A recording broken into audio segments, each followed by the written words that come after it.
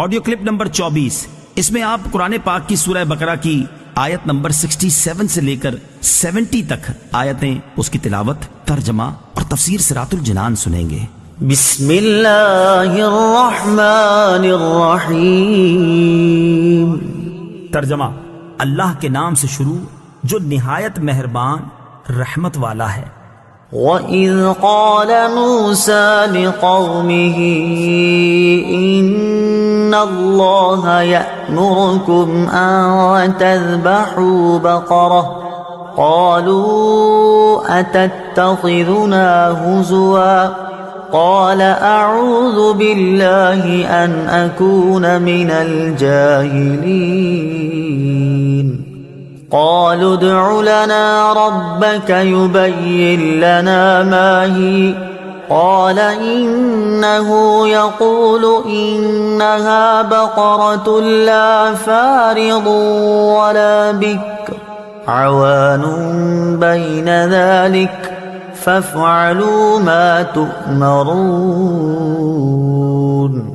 قالوا ادع لنا ربك يبين لنا ما لونها قال إنه يقول إنها بقرة صفراء فاقع لونها تسر الناظرين قالوا ادع لنا ربك يبين لنا ما هي إن البقرة شابه علينا وإنا إن شاء الله لمهتدون۔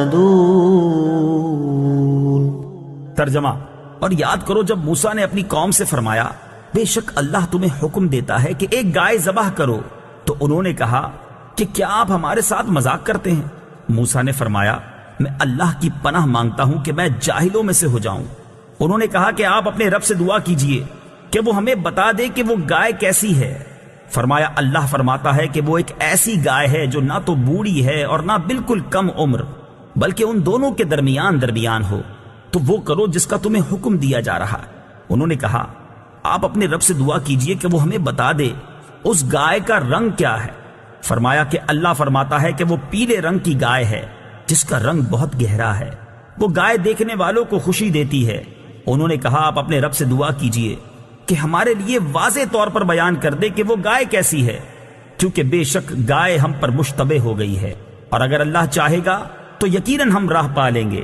وَإِذْ قَالَ مُوسَىٰ، اور جب موسیٰ نے فرمایا، تفسیر صراط الجنان میں ہے۔ ان آیات میں یہودیوں کو جو واقعہ یاد دلایا جا رہا ہے اس کا خلاصہ یہ ہے کہ بنی اسرائیل میں ایک مالدار شخص عامیل کو اس کے عزیز نے خفیہ طور پر قتل کر کے دوسرے محلے میں ڈال دیا تاکہ اس کی میراث بھی لے اور خون بہا بھی، اور پھر دعویٰ کر دیا کہ مجھے خون بہا دلوایا جائے۔ قاتل کا پتہ نہ چلتا تھا۔ وہاں کے لوگوں نے حضرت موسیٰ علیہ السلام سے درخواست کی کہ آپ دعا فرمائیں کہ اللہ تعالیٰ حقیقت حال ظاہر فرمائے۔ اس پر حکم ہوا کہ ایک گائے ذبح کر کے اس کا کوئی حصہ مقتول کو ماریں، وہ زندہ ہو کر قاتل کے بارے میں بتا دے گا۔ لوگوں نے حیرانی سے کہا کہ آپ علیہ السلام ہم سے مذاق کر رہے ہیں، کیونکہ مقتول کا حال معلوم ہونے اور گائے کے ذبح کرنے میں کوئی مناسبت معلوم نہیں ہوتی۔ اس پر حضرت موسیٰ علیہ السلام نے جواب دیا میں اس بات سے اللہ تعالیٰ کی پناہ مانگتا ہوں کہ میں مذاق کر کے جاہلوں میں سے ہو جاؤں۔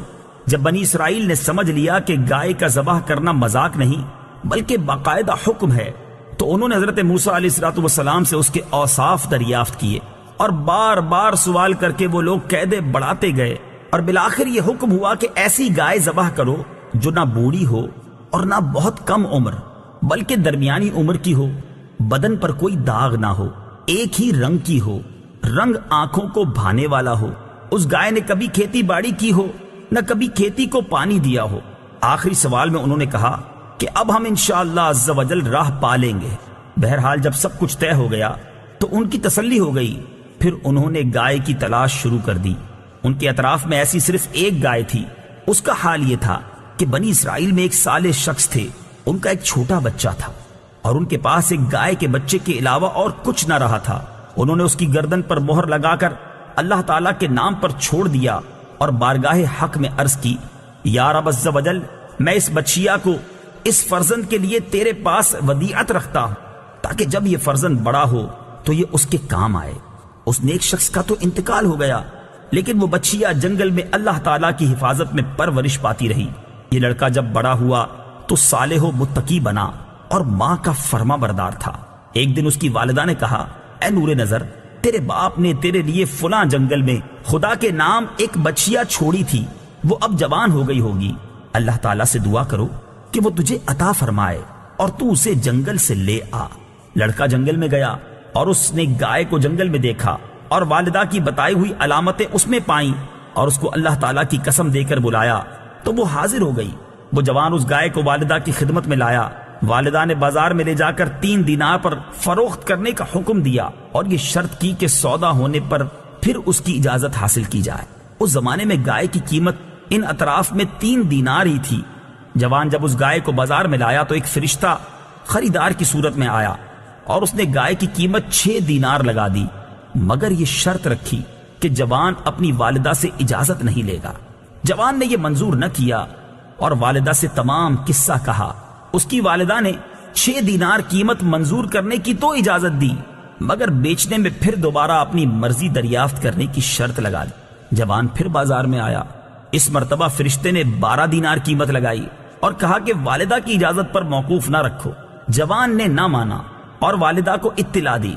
وہ صاحب فراست عورت سمجھ گئی کہ یہ خریدار نہیں کوئی فرشتہ ہے جو آزمائش کے لیے آتا ہے۔